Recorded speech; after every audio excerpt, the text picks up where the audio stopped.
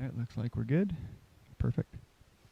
All right, thanks everyone. Now for the second part of the evening. We're very pleased to have legendary Erik Voorhees here with us tonight. I'll start off with a few questions, then we'll open it up to the audience. Just raise your hand and make sure you get a microphone. We'll hand those out again, just so that the people at home can hear the questions. And if somebody else keep an eye on some of the questions coming in through either Discord or YouTube, that'd be great. We can maybe keep an eye on that. But welcome, Erik, here tonight. Thank you guys for having me. Yeah, awesome. That last talk was super cool. Like yeah. I, if I'm honest, I probably understood about 15% of it. Damn. But I understand enough to be extremely impressed with that like depth of knowledge, and it's just very cool that like a group will come together and just talk about that kind of like crazy fundamental technology. So, yeah, it's cool to be here just as a guest. Well, thank you. Yeah, and way to go, Yoni. Shout out to Yoni. Doc as well. All right. Have you been to any other crypto hacker spaces like this? I went to one in Berlin long ago, and then one in Vienna long ago. I don't remember what they were called. But this definitely has like the authentic vibe. Sweet. Yeah. Sweet. Yeah. Awesome. Yeah, we kind of tried to keep that vibe around as it's been years. So great. Well, I'm glad you got to see it. So when you first started to understand how powerful this whole like crypto technology was, do you feel the space is further ahead or behind in terms of innovation and adoption as to where you had imagined it to be today? Good question. So yeah, like when I first learned about Bitcoin, this was 2011. I felt like it had a chance to be the dominant form of money on the earth, and that was a very crazy thing to think back then. Certainly, it's a little less crazy now. Like it's grown to a tremendous size. Everyone in the world has heard of it, right? Like you can't get into an Uber now and mention the word, and they'll be like, "What did you say?" Like they don't know the word. Everyone knows this word, so that's big. And even though it's not yet the money of the world, it's growing. And what I didn't predict, and what I think most people that early didn't see coming, was just the branching of the technology into these new fields. So Bitcoin as its own narrative arc is very impressive, but it has spawned all these other technologies that have come out of blockchains, right? So Ethereum and smart contracts being the biggest example, NFTs being another more recent example. So that's very cool, and it's become like a very complex industry. There's entire fields that I know nothing about, lots and lots of people that I've never met before. It's like in the early days I knew everyone. So I feel increasingly ignorant, even though I'm in it full time, and I think that's a good sign that it's growing. Amazing. All right, next thing, with fees on both Bitcoin and Ethereum, they're ramping up heavily right now, and in particular a time without like a majority of mass adoption coming to join us right now. Do you see this being a blocker, and are there any concerns that might drive users to centralized exchanges rather than being on chain? Yeah, I think everyone understands or should understand that like the world can't use crypto systems on layer ones, or to the degree that they do, they have to be relatively centralized and highly performant.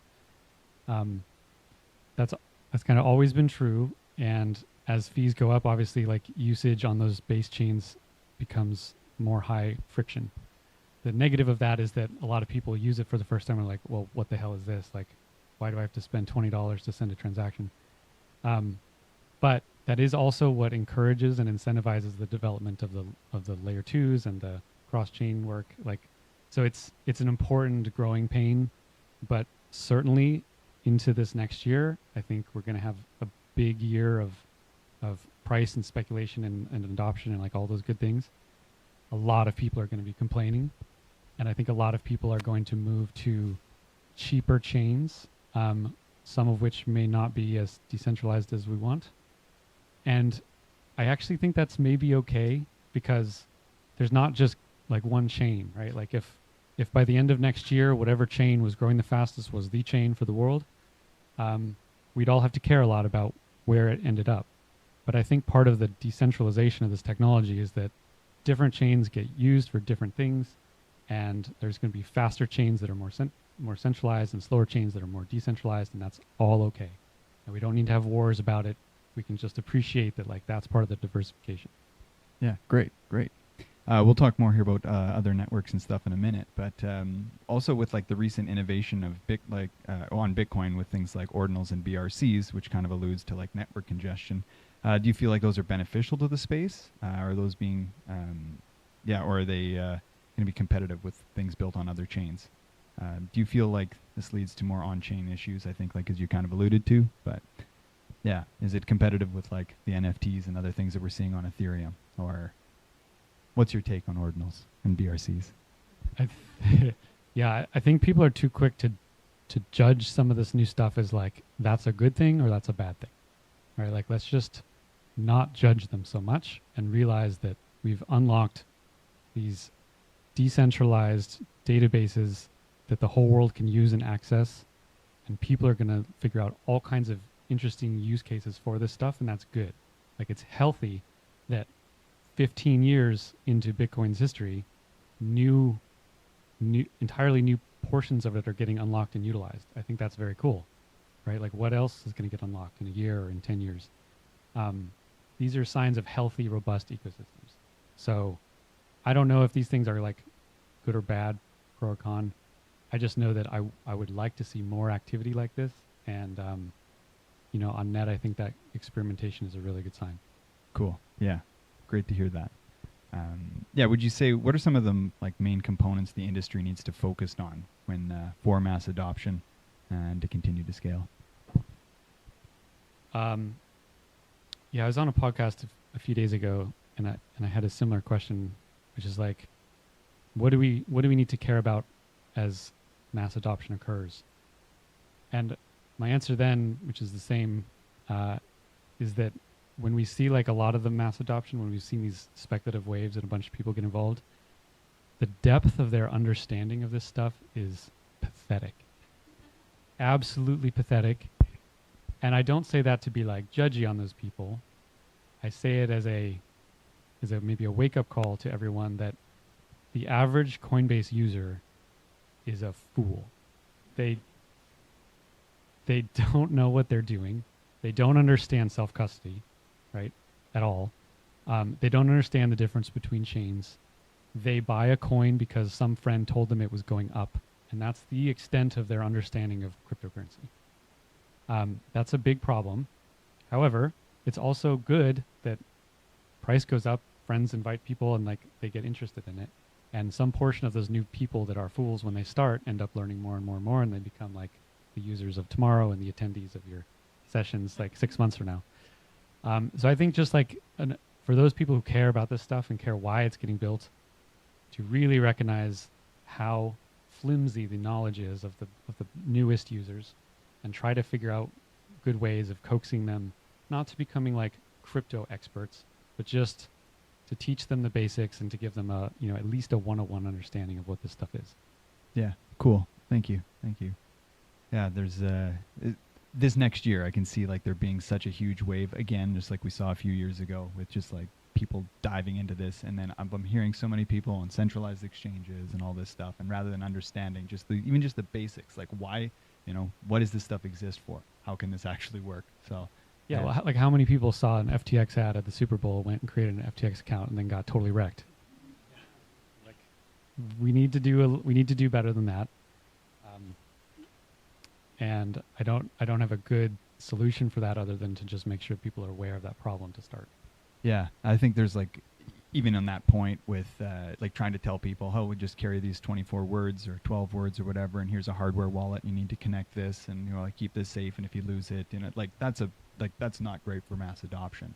But at the end of the day, sovereignty and security, comes at a cost. And for me, and I hope for many others here as well, that's something that they'll take for now. But yeah, I'm hoping that there's going to be other solutions. I don't know if you've seen anything out there or other for that sort of stuff, onboarding people to keeping them safe with maintaining custody. Onboarding is a perpetual problem, and I think observers often think that this is a problem with cryptocurrency. the onboarding stuff sucks because you're essentially changing complete paradigms from analog money in banks to digitally native money on blockchains. It's like a change of realm, right? Like, and it's a change of psychology. It's a change of habit and behavior and terminology. This isn't just like some new fintech app that someone has a little learning curve to see what the new UI is. It's an entirely different paradigm of how money and value work. And we can just like respect that there's a gap and a learning process that has to happen there. Cool. Yeah, that's I'm glad to hear that, because like that gap, I don't really seen how that can go away. And maybe it's good that it is there so that we can actually give people the actual sovereignty that they need. So, yeah. Yeah, when the sovereign bond market collapses and like fiat currencies are going up in flames, this is going to be a big problem because everyone's going to be trying to figure this stuff out in a panicky mode. Yeah. And all the blockchains are going to be full and fees on Bitcoin are going to be like $500 a transaction. It's going to be a fucking mess. Well, speaking of other networks, other than Bitcoin and EVM systems, are there other like ecosystems or networks that kind of interest you around, I guess, all the scaling and everything else? Are you trying to get me to shill a coin? Is that absolutely not? Absolutely not. No. I will use the opportunity to shill the coin that I've been talking about for years, which is Thorchain. Yeah. So Thorchain, for those of you who don't know, is like the world's only DEX that actually does to the largest asset in the world of Bitcoin. Right. So you're trying to do a trade of Bitcoin to ETH without an intermediary. There's only one protocol that can actually do it at scale. And this is incredibly important. And I know it has like a stupid name. And I know it got hacked a few times in its early days. Some people dismiss it because of those two things, right? But as a project, I think it truly embodies the ethos of permissionless finance. It's an incredibly beautiful mechanism of how it works. It's designed to be permissionless and to be unstoppable. So I don't care if people go buy the coin. I do care that people try it out and just know that there's a way to trade across these chains in a permissionless way, so that you're not using, the FTXs of the world. Perfect. Well, thank you on that. Yeah, I want to try and drive as many people as possible on chain, even if it is the cost of all of that. Like, I've had. Thankfully, I've only been rugged on 4 centralized exchanges. Just 4. So this is where I'm like, you know what? Okay, if it's going to cost you $20 to do this, like, that sucks. But the alternative is that it's all going to go to zero and you're going to lose it all. And it's going to happen again. I don't know who the next one's going to be, and I don't want to predict. I don't even want to be involved in it. So I will promote that as like, be on board with a centralized exchange if that's what you need to do, and immediately get your funds off of there. And then you can use things as just Erik has just suggested. Use something like Thorchain. There's bridges. There's all kinds of things. Yeah, and there's actually like a more fundamental reason to get on chain. Like, certainly the getting rugged by a centralized exchange is a big one, but we need to be honest that like a DEX can have a horrible bug and rug you through collapse of the DEX too, right? Like, there's existential risk whether you're centralized or decentralized. DEXs, I think, over time can get more provably trustworthy because they're open source. But the real reason to be on chain is because as this stuff gets more adversarial, as the governments of the world try to ring fence these things and prevent people from actually taking control of their own money and their own value and their own lives, if you are stuck on the wrong side of that fence and you don't know what you're doing, it's like you learned about the lifeboat and you never got in it, right? It's like if there were on the Titanic like a bunch of fake lifeboats that looked like lifeboats, but you get in and you realize they're tied to the ship, there'd be a problem, right? So learn about off-chain, because the entire point of crypto, the entire point is for it to be permissionless. That's it. There is no reason for all this stuff to exist but for the permissionlessness.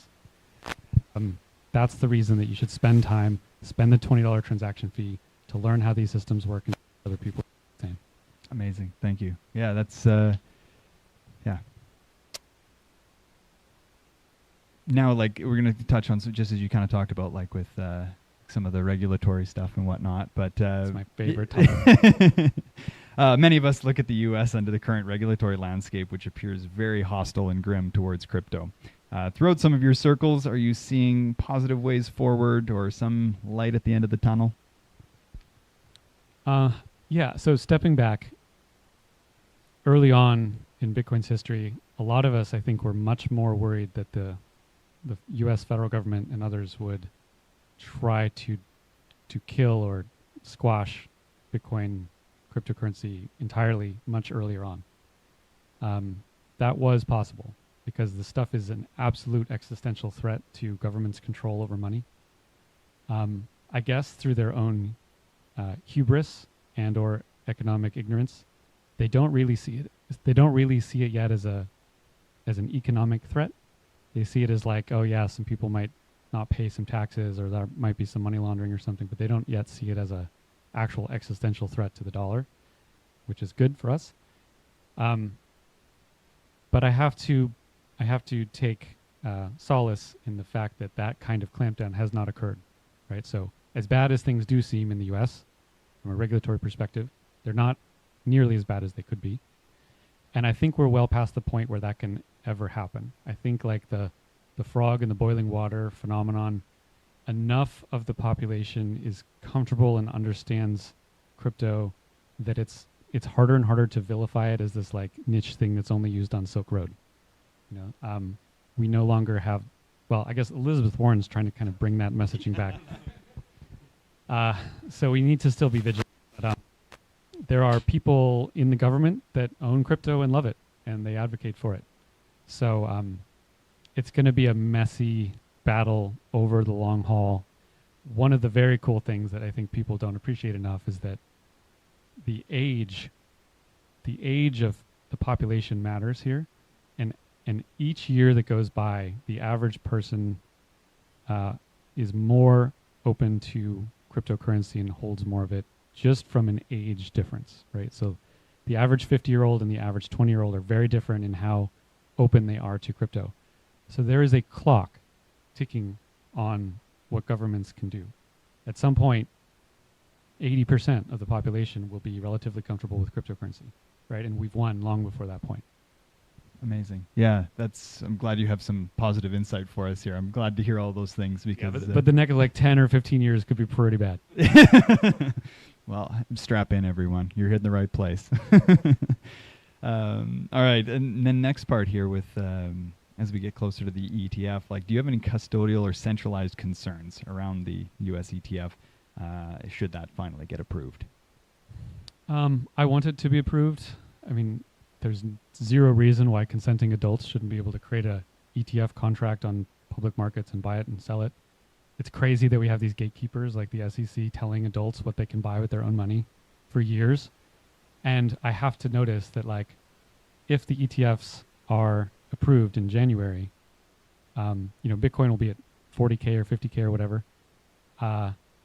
All of the appreciation from when these things were first filed, like back in 2013, 14, all of that appreciation from $200, $300 Bitcoin up till 40,000 was lost to the retail investor because of Gary Gensler. Well, he wasn't responsible for all of it, but because of the institution of the SEC, right? So you can actually like quantify the robbery of the SEC on the people that they're actually supposed to protect.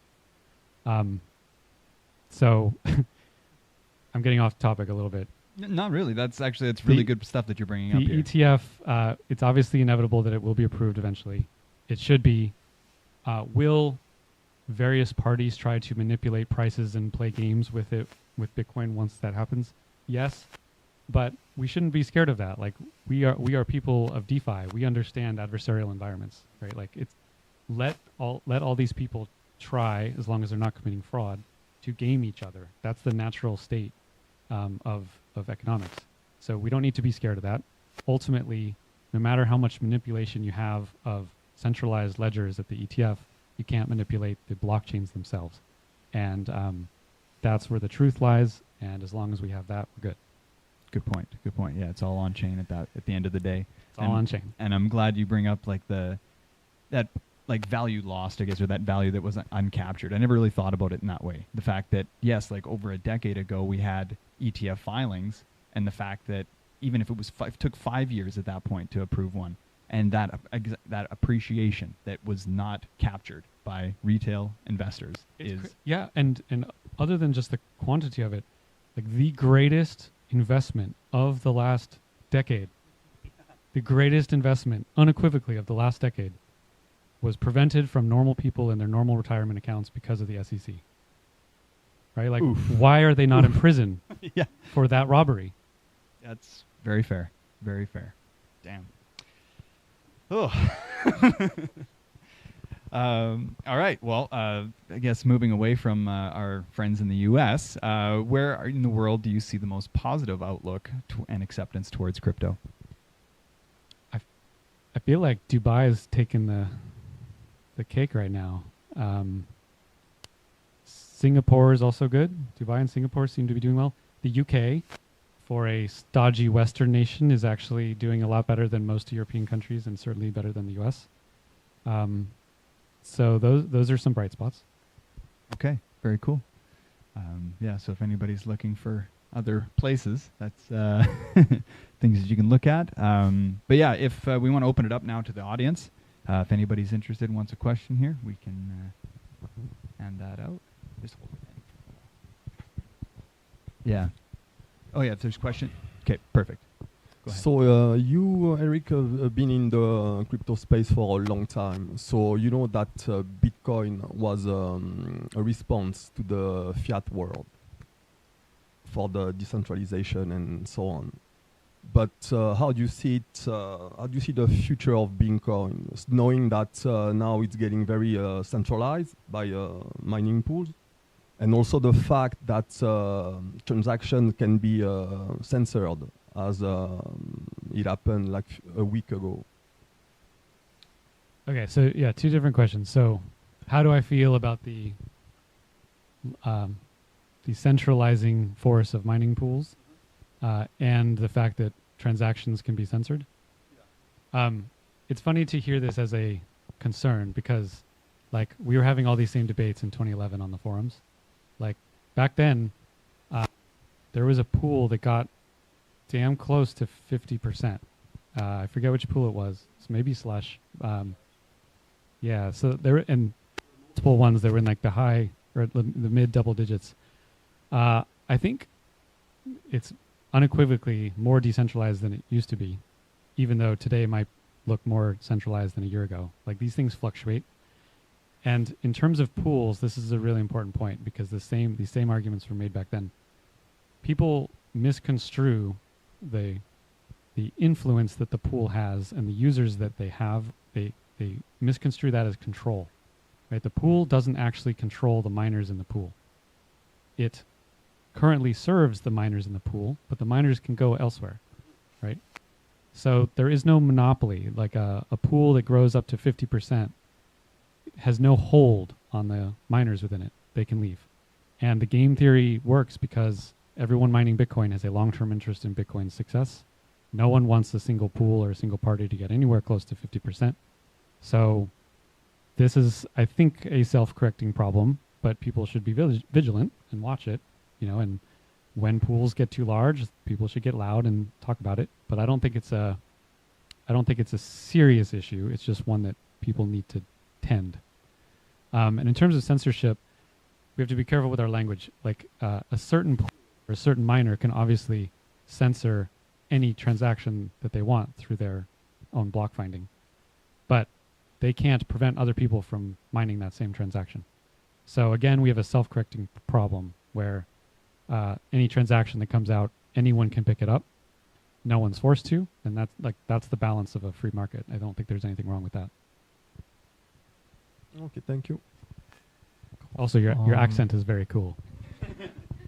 I have a question. Kind of going on decentralization and that type of stuff.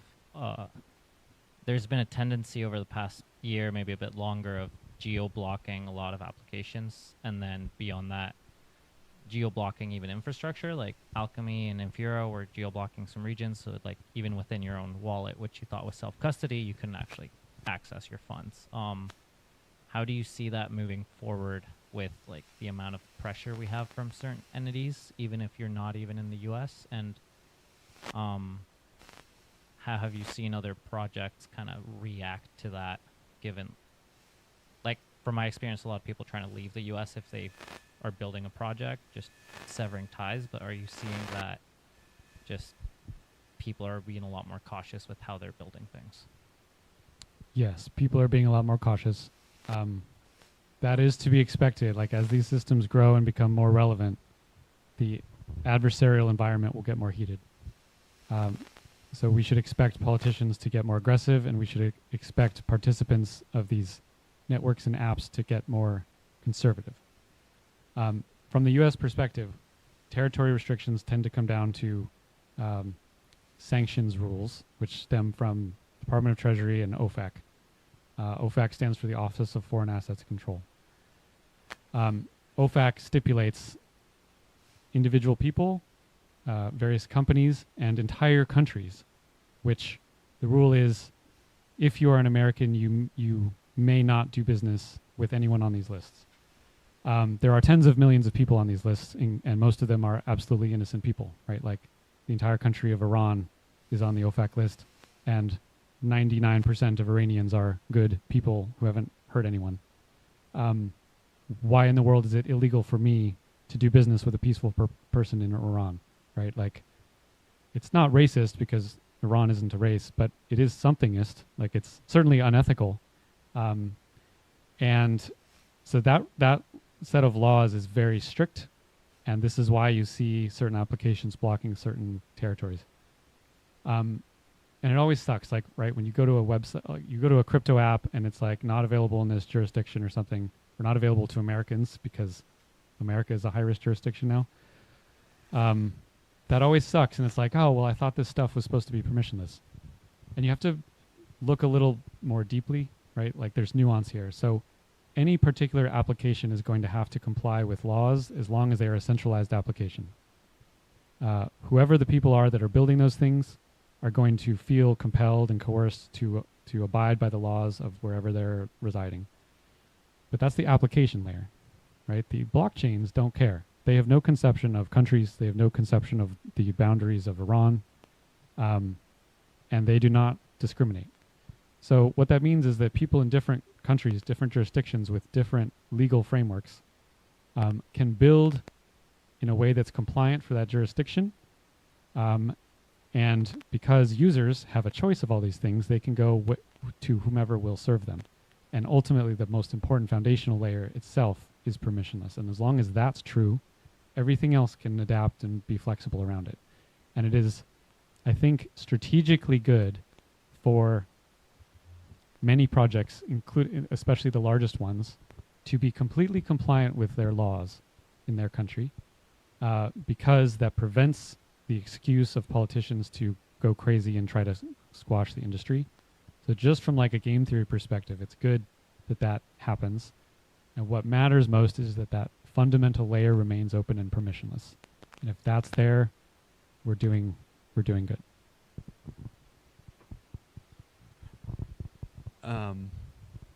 Anybody else? Go ahead, Okay. and we'll have a question. Yeah, for sure. As we possibly approach growing user base again and higher prices, higher everything, what do you think should be our next focus? Like, should we focus heavily on regulation? Should we focus heavy on education, user experience, or should it be all these things? And do we have a ticking time? We have to hit this before the next wave, or is it a long game where just always work on this? It's absolutely a long game.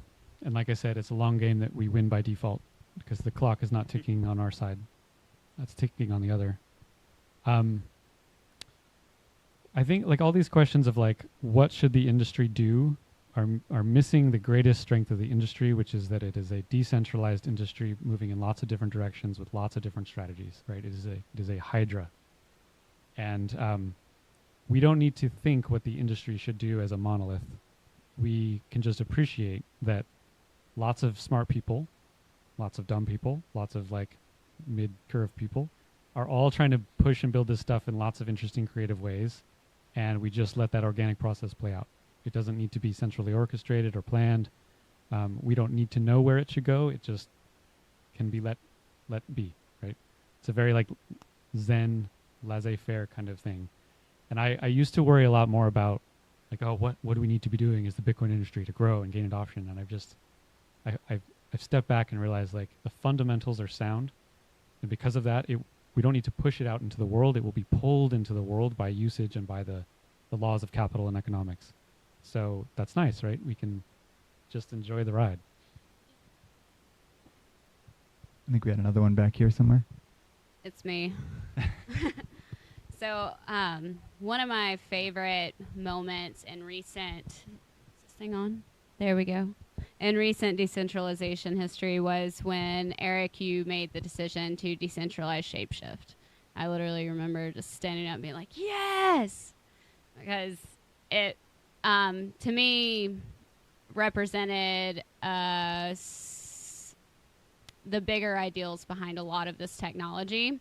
And that's a hard decision to make. So I just wanted to see if you'd speak a little bit about when you first created Shapeshift and then when you decided to ultimately, I don't know if this is the right phrase to put it, but like give it away to some extent.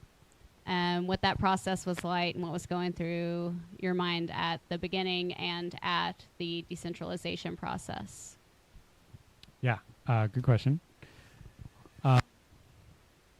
So Shapeshift started in 2014 as a centralized exchange that was non-custodial. So you'd send in coin A, and we, from our own wallets, would send back coin B. So we protected users by not holding their funds and by not taking all their private information, which we didn't want and shouldn't have in the first place. And as crypto systems are permissionless, we were not. And as we grew, we went under the spotlight of essentially every government regulator from here to Switzerland and several other countries. And ultimately, through various means, were coerced into doing something which I felt was highly unethical and bad. We had to impose KYC, which means, that's a nice little acronym for just wholesale spying on innocent people. Like, let's just call it what it is. And that was like one of the most gut-wrenching things I've ever done. I felt like the choice was between that or not doing it and ending up in jail with the whole company shut down, which wouldn't help our users or me or our employees, or shut the company down myself, which then wouldn't help the customers or our employees, right? So it's like screwed up no matter what. But what's beautiful about this technology is like people kept innovating with decentralized technology and DEXs started being formed. Uniswap being the one that really caught my attention. And when I saw how that worked and I started really researching like how these rules are, realized that like to the degree Shapeshift could be decentralized and not be an intermediary, not be a financial intermediary, we could reattach ourselves with the ethos of crypto and shed like all of the nonsense regulations that have been imposed on us. So we did it. We open sourced everything. We connected DEXs, both Thorchain and Uniswap, to our backend to process all our trading. And we shed all of the KYC on Shapeshift. And then we went into the regulators and we told them that we were doing this. Like I gave a presentation to FinCEN that we're dissolving the company and decentralizing it. That was a fun day. And it worked. Like the decentralization strategy works for two reasons. One, it changes the power dynamic between a centralized government and its victims. When its victims are many and obscured and hard to find, the cost of violence against them skyrockets, and it just is implausible to do. And two, all or most financial laws, at least in the United States, are built on the concept of financial intermediaries, which stems from the 1971 Bank Secrecy Act.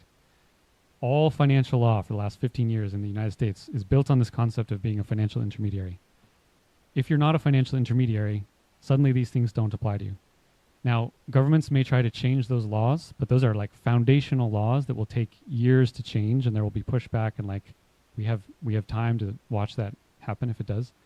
But it's all been like a beautiful demonstration in the power of decentralization, and for me, almost like a spiritual retribution of like when I was able to return to the principles of decentralization that actually solved the practical problems and the political problems and the regulatory problems. So the lesson is stay decentralized. That is the only reason why this stuff exists, and it is our greatest defense against all of the adversaries. Beautiful, beautiful. We got another one here. I have a question. So blockchain and AI. So what could be the possible, like, most possible synergy, bad or good, in your opinion? Cool question. Okay. 3 months ago, I wouldn't have had a good answer to this. But I've been getting more and more involved in some of this AI stuff. And so all of you have probably used like ChatGPT, right? An amazing product, amazing technology, changing the world in all sorts of ways. But it suffers from a couple things. One, the entire conversation that you have is surveilled by OpenAI. They store every message, and if the government asks them for them, they will ship it off to the government. Like, you can bet your ass that all of that stuff is going off to the government. If certain keywords are flagged, or if the government just asks for it, they will do it. That's a problem. Two, the answers that you get back are censored, and you've all felt this if you've used these things, right? In little ways and in big ways, the answers come back with like all these guardrails, right? Like a bunch of like wokeism stuff, or all this like hedging where they want to make sure you're not doing anything risky, so they treat you like a 5-year-old. And it's just embarrassing, right? Like, it's embarrassing to be an adult and have a computer treat you as if you are less than the computer, right? Like, I think we've all felt this. And that censorship angle is going to get worse, right? Like, as AI systems get imbued in more and more parts of the economy and more people's devices, government regulation is going to force the confinement of what you can learn and what you can ask to certain rules imposed and enforced by OpenAI, not Open, or any of the other centralized AI companies. Blockchain's decentralization in general, the best thing it can do for AI is to help AI decentralize such that when you ask a question, it's not going to a centralized company that censors it and spies on you and sends it back, but it's going out to a randomized network of individual nodes that can send answers back to you as long as it's performant. Like, that can be a really good experience. So both to avoid the surveillance and the censorship, the principles of decentralization and AI coming together, I think, is a really exciting area. So that would be my answer there. Yeah, that's really brilliant to hear all those other things about, thinking about like where all that data is going to end up. So like in the past, I'm usually chatting with, when I do my chat GPT, I always, oh, thank you, how's your day? Being really nice to them. But maybe it's time to like, throw some shout outs to JPow and JL and Lizzie Dub and, make sure they're on our side too. I don't know. Yeah. And I have no problem with the OpenAIs of the world existing. They should be applauded for pioneering what is some of the coolest technology in the world, 100%. But if that's the only way that people can interact with AIs, through these like centralized, censored things, then we have screwed up as a civilization. And we need decentralized alternatives. Not that it always needs to be decentralized, but that alternative needs to exist for society to be healthy. Cool. We had another question. Quick question. Recently watched your speech at, I think it was Permissionless, which had millions of views. I thought that was... Did anyone else see it? Really good. I think it was the best speech I've seen on crypto decentralization. You probably don't have time to give it again, but could you paraphrase it for us? Sure. If you don't mind. Sure. Yeah. Thank you. Yeah. I was really glad to see the response to that, both because, it stroked my ego a bit, but more importantly, like, that message resonated with the crypto industry so well was a really good sign. It would be very bad if that kind of message fell on deaf ears or everyone was like, what the fuck is he talking about? So that was great. I think that was a really healthy sign. The points I made there largely came down to the importance of being permissionless, like the importance of why money is permissionless, and that we should obviously, as adults, have the right to interact with each other economically without coercion being imposed on us. That's should be obvious, at least for someone in like the, the free West, right? Like maybe in communist China 50 years ago that would not be accepted, but in America that should not be an extreme position. And two, I tried to convey that like those of us building these things, while many of us are anarchists in the good sense of that word, we are not against order. That we are actually building systems of order that are better, far better than many of the legal systems that we are trying to route around. So for example, like smart contracts are an incredible creation of order and regimenting activity. What is better at regulating money, the SEC and FinCEN or smart contracts, right? Which one is more democratic, first of all? Smart contracts can be read by everyone. It's open source. They can be created by everyone. It's open source, right? A regulator is this closed door thing, sort of tangentially related to people that were elected by 26% of the population. And it's just the whole like, this whole myth that crypto is anti-order needs to stop. It is superior order. And I was really trying to get across that like, let's espouse that as a great creation of this industry instead of everyone thinking that we're just trying to like, destroy all the banks. That we're actually creating order instead of just destroying stuff. So those were like some of the main themes of that talk. Yeah, if anybody hasn't seen that, be sure to watch it. I'll say that like I've had it pinned as my top tweet since September. So thank you for that. Thanks. Chat. I have to give a little shout out to Riva over here who inspired a lot of it and helped me with it. So she was great. Nice.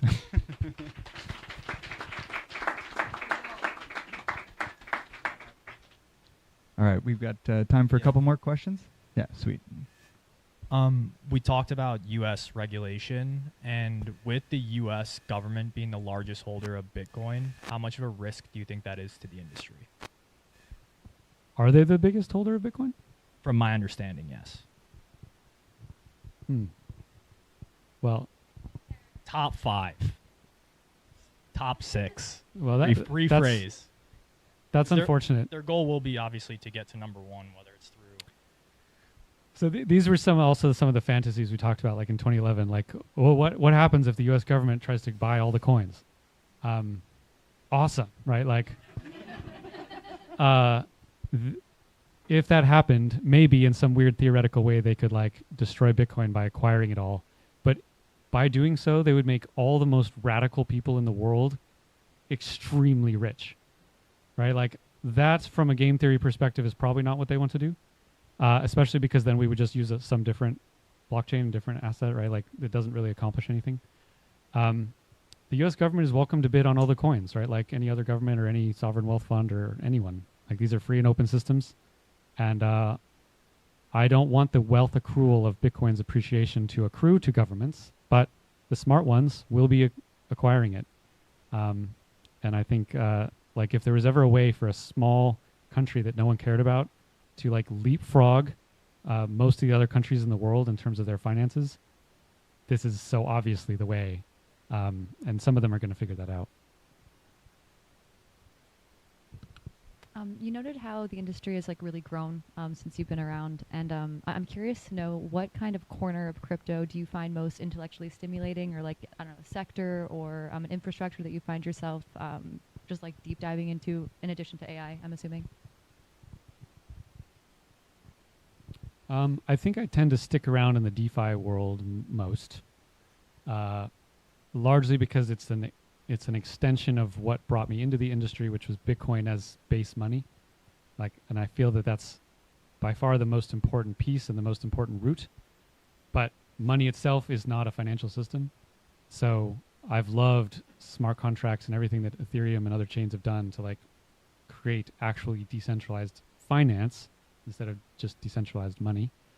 And even just that narrow field is so dynamic. I can't keep up with it all. I feel like I'm constantly learning, and there's always people telling me about stuff that I hadn't heard about, and all these brilliant people creating new systems. I can't even keep up with that. So yeah, the DeFi world is where I like to sit and study, and I'm glad other people are focused on other parts of it as well. Yeah, one more right here. What are your thoughts on cross-chain and interoperability? I see this coming from someone in a Layer 0 hat. I had to. I'm sorry. No, it's great. It's a great question. So interoperability between chains is a huge holy grail, right? The different blockchains are built as different engineered machines with their own trade-offs. Some of them are good for certain things and not others, and that's always going to be the case because these are engineered devices.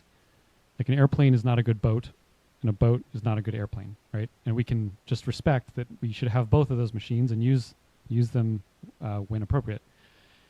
But it is unfortunate that we've gotten to this point with, a couple dozen important blockchains, and they are all islands to a large degree.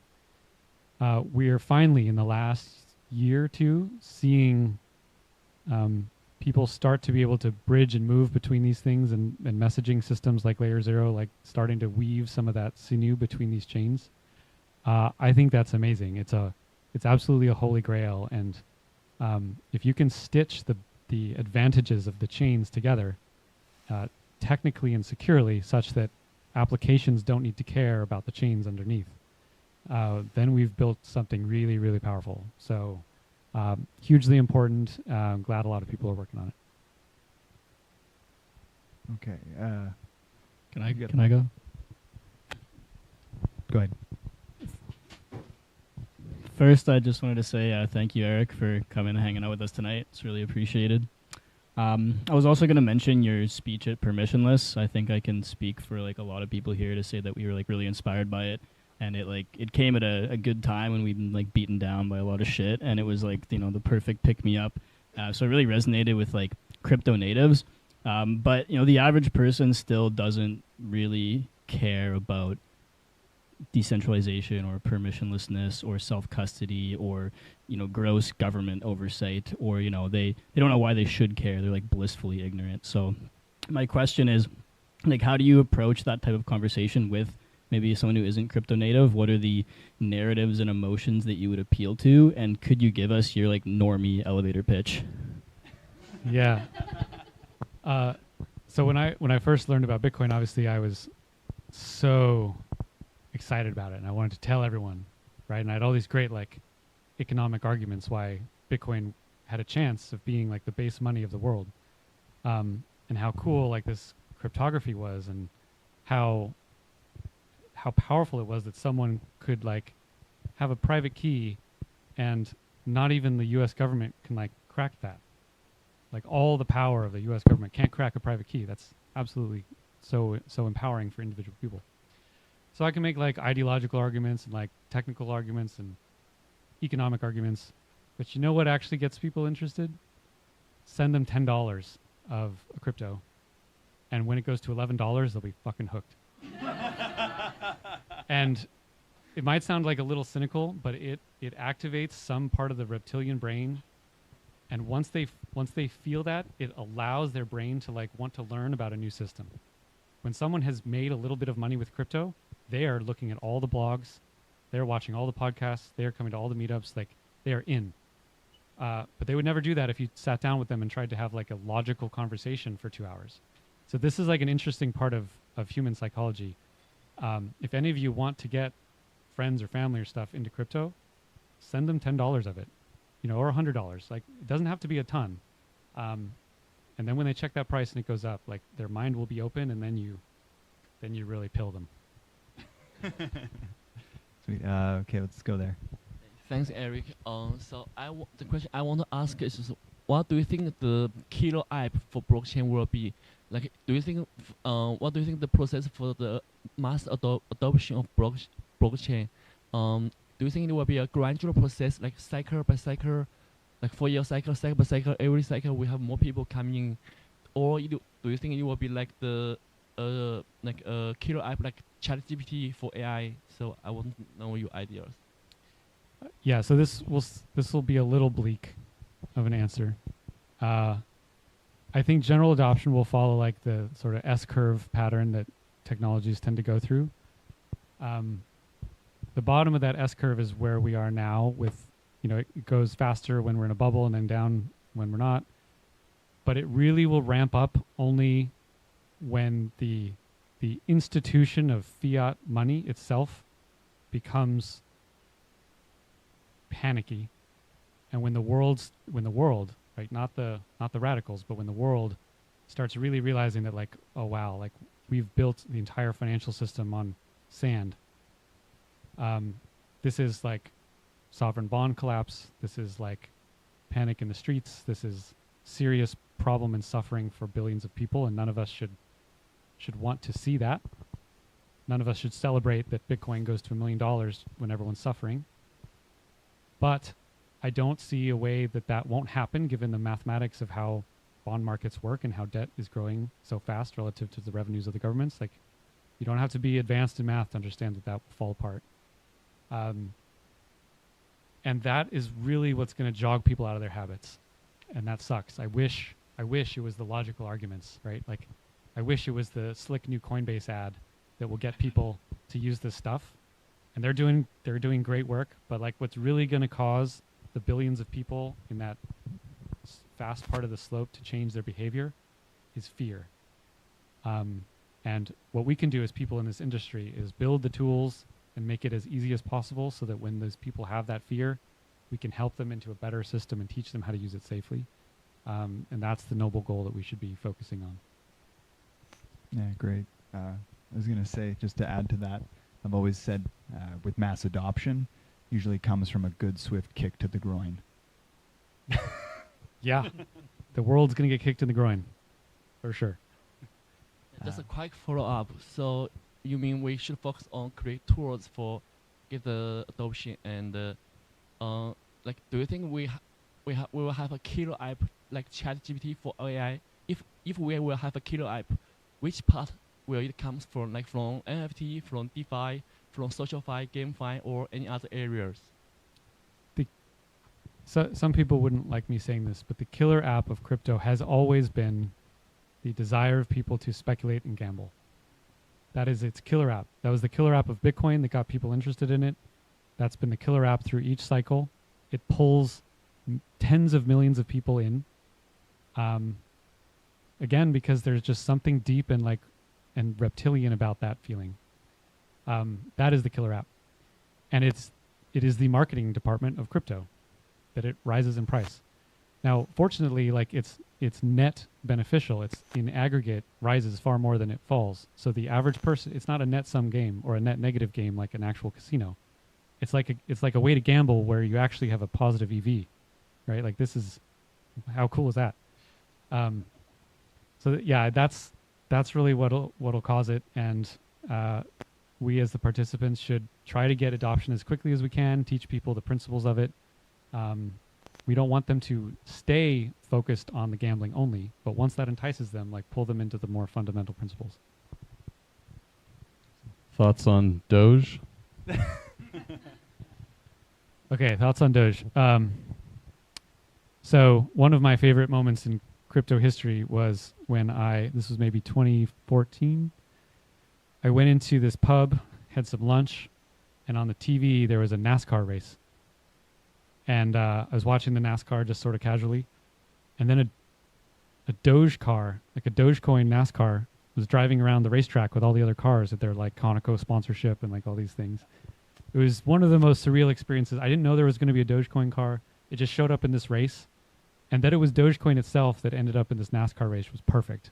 Like if it was Bitcoin, it would have been a little cringe, but for the Doge car to be running around the track, it reminded me to always like have a sense of humor about this stuff, to not take it too seriously. It's amazing that Dogecoin is one of the longest lasting cryptocurrencies, right? So it's still funny for some reason, and whatever, like I know that people have gotten into cryptocurrency and learned the principles of decentralization because they first got interested from the meme coin. Like that's definitely happened to people. So yeah, I'm glad that it exists. I like people experimenting with stuff, and it's amazing like how powerful Dogecoin has been. To the moon. Okay, we get a couple more. Are you good for time here? You okay? Yeah, all right. You were saying earlier in the talk that you didn't have a way of foreseeing how Bitcoin and cryptocurrency eventually started branching out in all these cool and nifty ways with people experimenting. I'm just curious, like from your point of view, what are some of the most like innovative applications of utilizing blockchain technology for like everyday things that thinking beyond currency that you've seen or are excited about right now?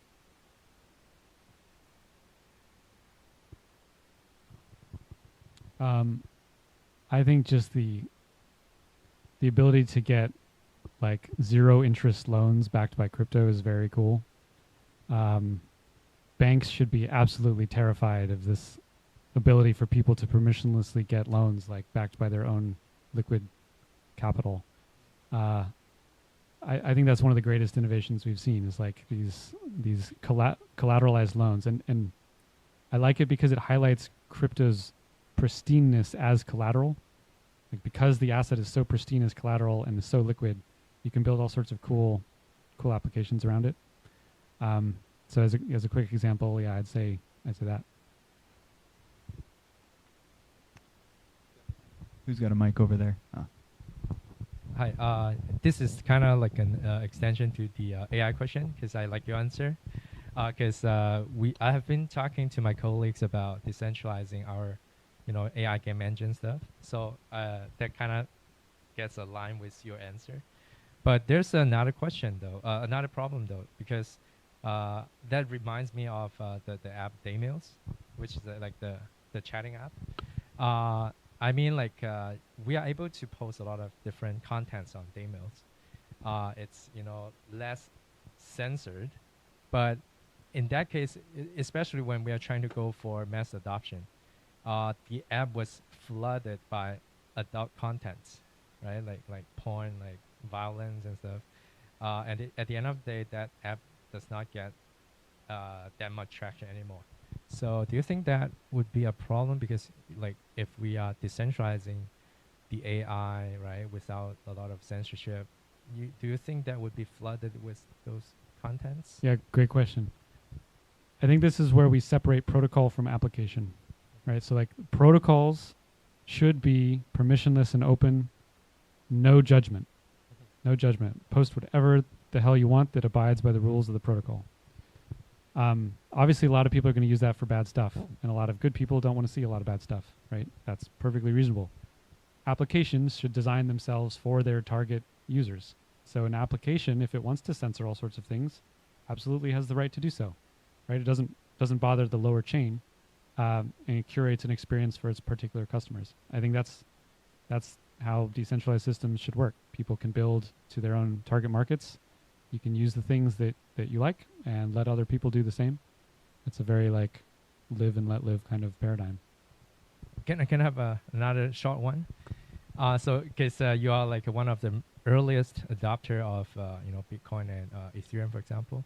Are you still like an advocate of Ethereum, especially towards the newcomers? Because another question with this would be, do you think changing to POS would be problematic for Ethereum? Yeah, I am a huge fan of Bitcoin and ETH. And when someone is learning about this stuff and they're like, oh, what should I buy? I tell them 50-50 Bitcoin ETH. Just hold on to it and stop worrying about it. Bitcoin and Ethereum at this point have become really beautiful complements, and I'm glad that Ethereum switched to proof of stake, not because I think proof of stake is better. That remains to be seen over the long term. But part of decentralization is having different systems that work in different ways with different vulnerabilities, right? So there are vulnerabilities in proof of work that proof of stake doesn't have, and vice versa. I would much rather the cryptocurrency ethos is built on several like fundamental concepts instead of just one. There should be multiple chains, multiple design patterns. Like this is how decentralization works. So I'm glad that Ethereum has switched. Doesn't mean it's better. It might totally collapse in 10 or 20 years from cartelization. Like that's possible. Or Bitcoin mining might be totally stamped out because it has an energy grid signature that can be figured out like in meat space. Right? These are big existential problems on both sides. So I'm glad that we have both.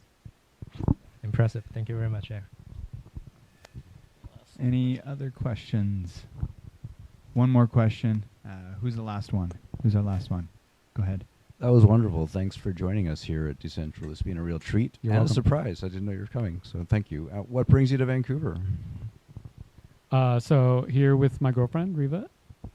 She's in town talking to a company, and so I'm in town with her for a few days. My brother actually lives here, so I'm going to send him to this place. Yeah, just passing by. That's all. All right. Wonderful.